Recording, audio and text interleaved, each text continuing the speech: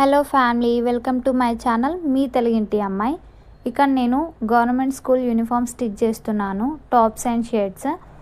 నా స్టిచ్చింగ్కి ఒక చిన్న స్టోరీ ఉంది. అదేంటంటే, నేను స్కూల్ చదువుతున్న టైంలో నాకు సమ్మర్ హాలిడేస్ వచ్చినప్పుడు మా మమ్మీ ఫస్ట్ నుంచే స్టిచ్చింగ్ చేస్తుండే. తనని చూసి నాకు అనిపిస్తుండే అనమాట, నేను కూడా స్టిచ్చింగ్ చేయాలి, నేను కూడా నేర్చుకోవాలి, నేను ఎందుకు నేర్చుకోకూడదు అని చెప్పేసి. సో నేను అలాగే వెళ్ళి మా పేరెంట్స్కి చెప్పాను, నేను కూడా స్టిచ్చింగ్ నేర్చుకుంటాను, నేను కూడా స్టిచ్ చేస్తాను అని చెప్పేసి. సో నాకు సమ్మర్ హాలిడేస్ కాబట్టి వాళ్ళు కూడా యాక్సెప్ట్ చేశారు, వాళ్ళు కూడా ఒప్పుకున్నారు నేను స్టిచ్చింగ్ నేర్చుకుంటా అంటే. ఆ తర్వాత నెక్స్ట్ డే నుంచి నేను మా పిన్ని వాళ్ళ ఇంటికి వెళ్ళి తన దగ్గర స్టిచ్చింగ్ నేర్చుకోవడం స్టార్ట్ చేశాను. ఒక 1 మంత్ అలా నేర్చుకున్నాను. అండ్ ఆ 1 మంత్కి 1000 రూపీస్ అలా తీసుకుంది మా పిన్ని. 1 మంత్లో నేను బ్లౌజెస్ అండ్ టాప్స్ అలా నేర్చుకున్నాను. ఆ తర్వాత నేను 1 మంత్ తర్వాత ఆపేశాను, ఎందుకంటే మీకే తెలుసు కదా, సమ్మర్ హాలిడేస్ అంటే ఎక్కువ ఏమి ఉండదు. అది కూడా నేను సమ్మర్ హాలిడేస్ అయిపోయే ముందు జాయిన్ అయ్యాను నేర్చుకోవడానికి. సో నాకు టైం అంతా సరిపోలేదు, 1 మంత్ అలా నేర్చుకున్నాను.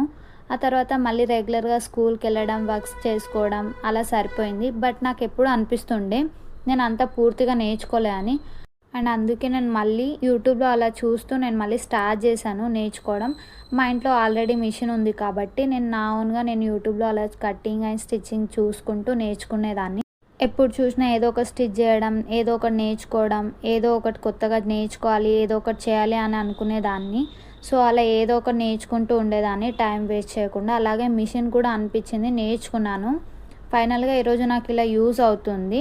సో నేను మీ అందరికి ఒకటి చెప్పాలి, 5 మినిట్స్ ఉన్న 5 మినిట్స్ని కూడా వేస్ట్ చేసుకోకండి. 5 మినిట్స్లో మీరు ఏం నేర్చుకోగలుగుతారో, ఎంత నేర్చుకోగలుగుతారో అంత నేర్చుకోండి. టైం మాత్రం అస్సలు వేస్ట్ చేయకండి.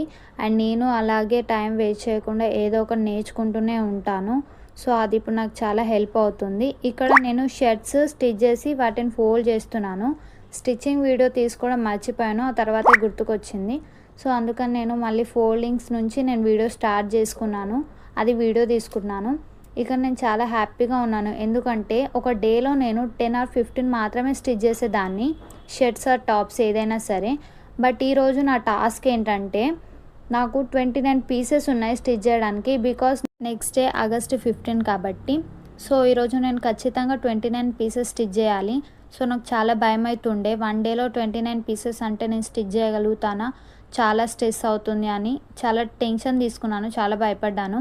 ఎందుకంటే 1 డేలో నేను 10 or 12 పీసెస్ ఆర్ 15 పీసెస్ అలా స్టిచ్ చేసేదాన్ని. బట్ 1 డేలో 29 పీసెస్ అంటే నాకు చాలా కష్టంగా అనిపించింది. బట్ నేను ఒకటి ట్రస్ట్ చేశాను, అదేంటంటే ఒకసారి ట్రై